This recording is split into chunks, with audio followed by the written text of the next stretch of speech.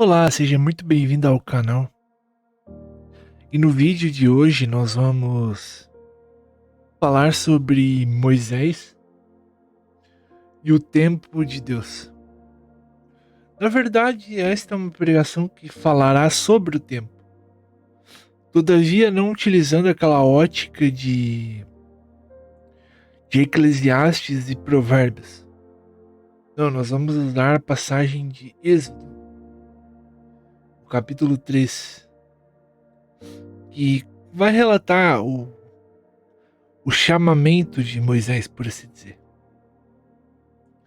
E o texto ele vai dizer o seguinte: E apacentava Moisés o rebanho de Jetro, seu sogro, que era sacerdote em Midian. Levou o rebanho atrás do deserto e veio ao monte de Deus, a Horebe.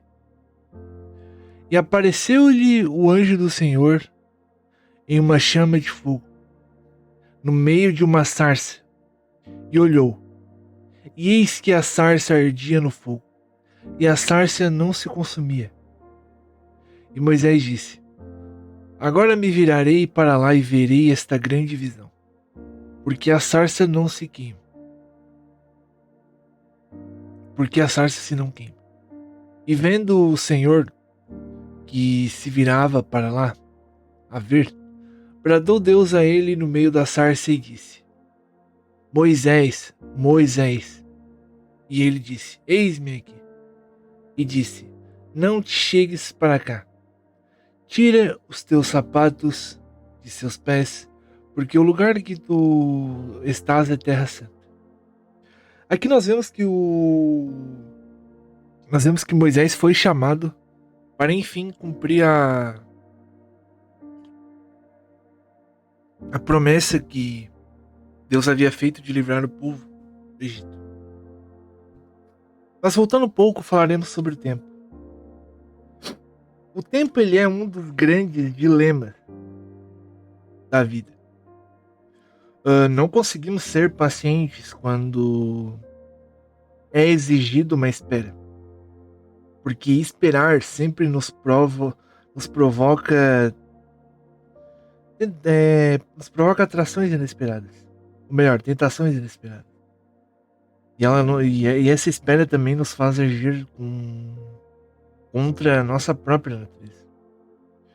Porque somos seres sociais, somos seres que temos que estar em constante movimento. Quando, nos, quando nós que somos modernos temos que parar e esperar algo, seja uma fila de banco ou qualquer outra coisa, nós tendemos a ser impacientes. E todavia o tempo ele faz parte daquele que é chamado por Deus. Ou melhor, ele faz parte da pessoa que Deus chamou para fazer algo. Então, inevitavelmente, se você foi chamado por Deus para algo, você vai ter que esperar. Você vai ter que ter a paciência, porque o esperar é a dinâmica com que Deus trabalha. E muitas vezes, esse tempo que Deus pede para esperar, ele está muito paralelo, ou ele está entrelaçado com o tempo em que Deus fica em silêncio nas nossas vidas. E curiosamente o tempo, ele prova a nossa confiança no Pai. Porque a forma como reagimos ao tempo, ou melhor, ao silêncio, está ligada com o nosso relacionamento com Ele. Então quer dizer que se ficamos inquietos ou ansiosos neste período de tempo que nós temos que passar, é porque não confiamos nele, ou melhor, temos dificuldades de confiar nele. Todavia, se nos mantemos firmes e quietos, esperando pacientemente, é um sinal de que eu e você conseguimos ter plena confiança em Deus, mesmo estando em meio ao sofrimento, como por exemplo de Jó. Um exemplo de pessoas que teve que lidar com o tempo, teve que lidar com o silêncio de Deus, é justamente Moisés. E aqui lemos a primeira parte de Moisés. E vamos ler a segunda. O versículo 6 vai dizer assim: E disse mais: Eu sou o Deus de teu pai, o Deus de Abraão, o Deus de Isaque e o Deus de Jacó. E Moisés encobriu seu rosto, porque temeu olhar para Deus. E disse o Senhor: Tenho visto atentamente a aflição do meu povo, que está no Egito, e tenho ouvido o seu clamor por causa dos seus exatores, porque conheci as suas dores. Portanto, desci para livrá-lo das mãos dos egípcios, e para fazê-lo subir naquela terra, a uma terra boa e larga, uma terra que mana leite e mel, ao lugar do cananeu, do Eteu, do Amorreu, do Ferezeu, do Reveu e do Jebuseu. E agora eis que o clamor dos filhos de Israel chegou até mim, e também tenho visto a opressão com que os egípcios os oprimem. Vem agora, pois eu te enviarei eu te enviarei a Faraó para que tires o seu povo, os filhos de Israel, do Egito. Então nós vemos que o tempo de Deus, de espera de Moisés, acabou aqui. E agora sim as coisas iriam realmente acontecer. O propósito pelo qual Moisés nasceu, o propósito pelo qual Moisés foi chamado, estava começando a se cumprir agora, quando Deus o chamou. A vida de Moisés ela é separada em 3 grandes períodos, sendo o primeiro deles que vai do nascimento até a fuga do Egito. E por que isso é importante? O primeiro período vai abordar exatamente do seu nascimento, porque é autodidático, até o momento em que ele percebe que matou um egípcio para poder salvar um hebreu, e a partir dali ele teve que fugir e teve uma espécie de crise de identidade. Pois bem, não é sobre isso que queremos falar. Porque nesse primeiro período, Moisés ele aprendeu todo tipo de conhecimento da cultura egípcia. E não só isso, ele aprendeu matemática, ele aprendeu letras, ele aprendeu poesia, ele aprendeu agricultura, ou seja, ele aprendeu toda sorte de artes ou de conhecimentos necessários para gerir uma nação. Também foi neste período que ele passou a desenvolver um senso de justiça, que está em Êxodo 2:11, que é quando ele percebe que o povo dele está sofrendo. Então esse primeiro período, ele acaba adquirindo esse conhecimento mais técnico, porque pense o seguinte: se Deus queria levantar uma nação ela requer um certo conhecimento de economia, certo conhecimento matemático, uma certa organização, um certo tipo de governo político, requer um magistrado que envolve questões de justiça, envolve até mesmo a agricultura. Tudo isso ele só foi possível Moisés saber quando passou por esse período no Egito. E esse conhecimento, por mais que na época ele não fosse entender, seria útil quando ele guiasse o povo de Deus pelo deserto. E curioso sobre o senso de justiça, porque ao ver a opressão que o povo hebreu sofria, Moisés ele acabou desenvolvendo esse senso de justiça para querer a libertação dele. Para querer a libertação desse povo. E é neste momento que achamos que Deus se manifestou. A gente acha que nesse momento Deus vai se manifestar, mas não. Ainda teve mais período de silêncio, tempo que o Moisés teve que ser sujeito. E a descoberta da origem de Moisés sobre ser hebreu lhe pôs sobre um conflito, como eu comentei, um conflito de identidade, um conflito que acaba levando a um outro tempo de espera com Deus, que está muito descrito no segundo período de sua vida. O segundo período da vida de Moisés, ele virou basicamente um pastor de ovelhas. E é o período onde ele está em conflito consigo mesmo. E o silêncio de Deus continua se manifestando cada vez mais neste período. Esse tempo que ele passou teve a capacidade de produzir um esvaziamento no coração dele. Porque ele passou o tempo no deserto. Esse segundo período se passa no deserto. E o deserto ela tem essa capacidade de produzir um esvaziamento das nossas próprias certezas e convicções. Ou seja, tudo aquilo com que aprendemos antes e nos empenhamos um grande esforço para dominar não faz sentido nenhum no meio do deserto. Porque no deserto não importa a sua capacidade, seu conhecimento, as suas habilidades, porque não lhe vai ser útil. De tal maneira foi com Moisés. Nada que ele aprendeu no Egito seria útil neste período de vida a qual ele está sozinho no deserto, em meio a seus conflitos. Todavia, ao mesmo tempo que no caso de Moisés, esse tempo de deserto ele levou um profundo conhecimento sobre cada canto daquele lugar. Porque seria pelo deserto que Deus iria guiar o povo para a terra prometida.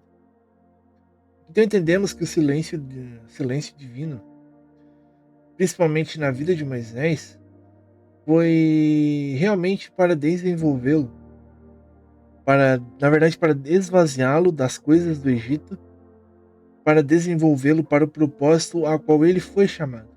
Então esse silêncio ele foi necessário para deixar Moisés prontinho para ser chamado. E ali em Êxodo 6 nós vamos ter uma coisa interessante. Deus ele se apresentou a ele como sendo Deus que ao longo da história do povo hebreu foi sendo realmente mostrado como Deus. Porque ele cita que era Deus de Abraão, Deus de Isaac, Deus de Jacó. Então ele cita os períodos importantes do povo hebreu, dando a certeza a Moisés de que Deus era Deus, por assim dizer. E Moisés, no seu tempo com o hebreu, certamente havia ouvido falar deste Deus, do Deus de Abraão, Deus de Isaac, Deus de Jacó. Então perceba que a quebra de silêncio por parte de Deus aconteceu em um momento em que Moisés estava exatamente pronto para cumprir o chamado. Tudo aquilo que Deus queria ensinar a ele já havia sido ensinado. E aqui já havia se passado 80 anos de vida. E aqui ele já tinha o conhecimento, como eu disse, técnico do Egito, e havia o conhecimento prático do deserto, e havia também outros conhecimentos que ele adquiriu que na sua travessia pelo deserto lhe seria extremamente útil, principalmente no desenvolvimento de uma nova nação. O terceiro e último momento da vida de Moisés, ou melhor, terceiro e último período, ele se dá exatamente do momento em que Deus lhe chamou até a sua morte. E aqui todos os seus atos foram guiados por Deus. Houve também uma certa resistência ao chamado, mas ele cumpriu. O último período da vida de Moisés foi marcado por uma certa obediência total à voz de Deus. Mesmo ele tendo momentos de resistências, ele cedeu ao que Deus queria fazer. E foi um período de total dependência do Criador. Então, quando Deus quebra esse silêncio, quando o tempo de Deus realmente passou, algo sobrenatural vem nas nossas vidas. Porque após esse tempo de sofrimento, de espera, novas coisas Deus nos prepara. Novas coisas Ele nos dará. E Deus sabe o potencial de cada um de seus filhos. Sabe o que sabe o que cada um precisa passar durante o tempo de deserto. Por mais que às vezes tenhamos uma rotina, tenhamos um cotidiano, Deus ainda intervém de uma forma extraordinária. Portanto, durante o tempo de silêncio que estamos submetidos, devemos permanecer fazendo aquilo que nós já fazemos. Eu não me falo, tipo, as práticas errôneas, por assim dizer. Falo no sentido de continuar fazendo aquilo que já fazemos para Deus. Como, por exemplo, o básico que é jejum, né, Bíblia e oração. Porque certamente Deus vai romper com esse silêncio e vai nos dar algo extraordinário, ou vai nos, por assim dizer, entregar aquilo que prometeu. Porque sabemos que Deus é um Deus que promete e que cumpre. Ele é imutável, a sua palavra é a mesma, ontem, hoje e para sempre. E Atos 7,35, vemos que, por mais que tentamos nos envolver, ou melhor, por mais que nós tentamos resolver as coisas por nós mesmos, nós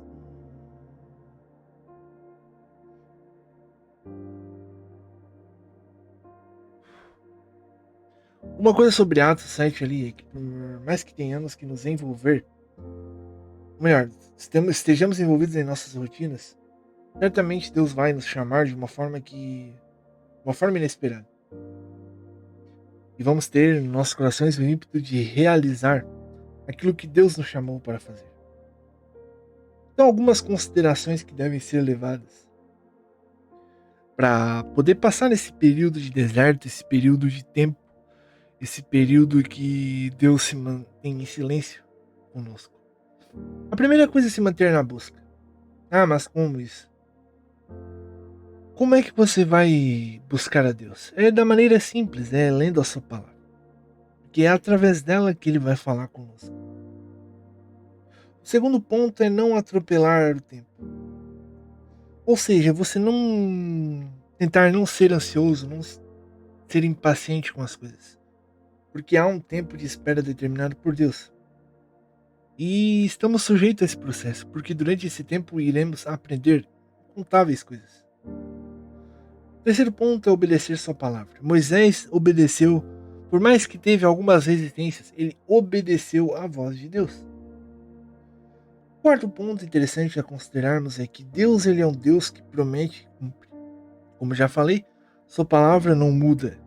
É a mesma ontem, hoje, para sempre. Em quinto lugar, Deus é capaz de fazer todas as coisas. Mas cada coisa tem seu devido tempo.